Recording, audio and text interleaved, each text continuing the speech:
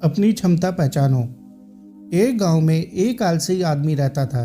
वह कुछ काम धंधा नहीं करता, बस दिन भर निठल्ला बैठकर सोचता रहता कि किसी तरह कुछ खाने को मिल जाए।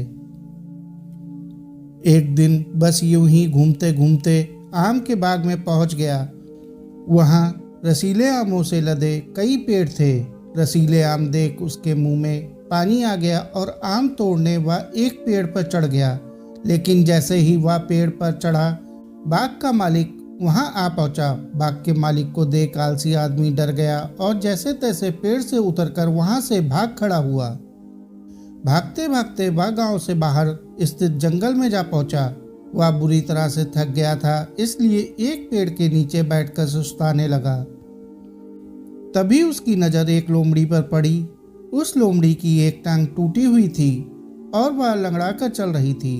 लोमड़ी को देख आलसी आदमी सोचने लगा कि ऐसी हालत में भी इस जंगली जानवर से भरे जंगल में ये लोमड़ी बच कैसे गई, इसका अब तक शिकार कैसे नहीं हुआ। जिज्ञासा में वह एक पेड़ पर चढ़ गया और वहां बैठकर देखने लगा कि अब इस लोमड़ी के साथ आगे क्या होगा।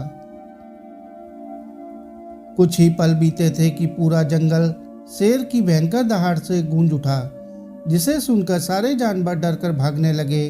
लेकिन लोमड़ी अपनी टूटी टांग के साथ भाग नहीं सकती थी, वह वहीं खड़ी रही। शेर लोमड़ी के पास आने लगा।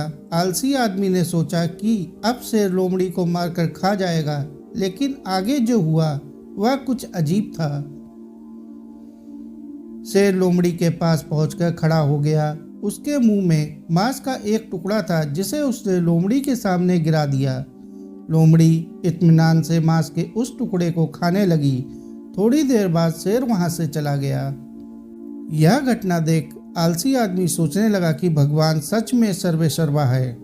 उसने धरती के समस्त प्राणियों के लिए, चाहे वह जानवर हो या इंसान, खाने पीने का प्रबंध कर रखा है। वह अपने घर लौट आया।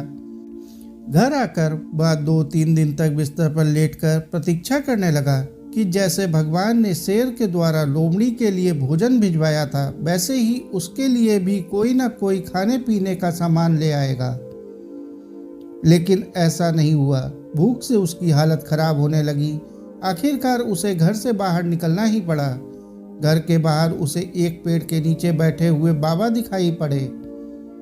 वह उनके पास गया और जंगल का सारा वृत्तांत सुनाते हुए वह बोला, बाबा जी, भगवान मेरे साथ ऐसा क्यों कर रहे हैं? उनके पास जानवरों के लिए भोजन का प्रबंध है, लेकिन इंसानों के लिए नहीं। बाबा जी ने उत्तर दिया, बेटा ऐसी बात नहीं है। भगवान के पास सारे प्रबंध हैं, दूसरों की तरह तुम्हारे लिए भी। लेकिन बात यह है कि तुम्हें लोमड़ी नहीं शेर बनाना चाहते हैं। साथियों, हम सबके भीतर क्षमताओं का असीम भंडार है। बस अपनी अज्ञानतावश हम उन्हें पहचान नहीं पाते और स्वयं को कमतर समझकर दूसरों की सहायता की प्रतीक्षा करते रहते हैं। स्वयं की क्षमता पहचानिए, दूसरों की सहायता की प्रतीक्षा मत करिए। इतने सक्षम बनिए कि आप दूसरों की सहायता कर सकें। साथियों, कहानी को अंत तक सुनने के लिए आपका बहुत बहुत शुक्रिया। कहानी अच्छी लगी हो तो कहानी को लाइक और चैनल को सब्सक्राइब कर लें। धन्यवाद।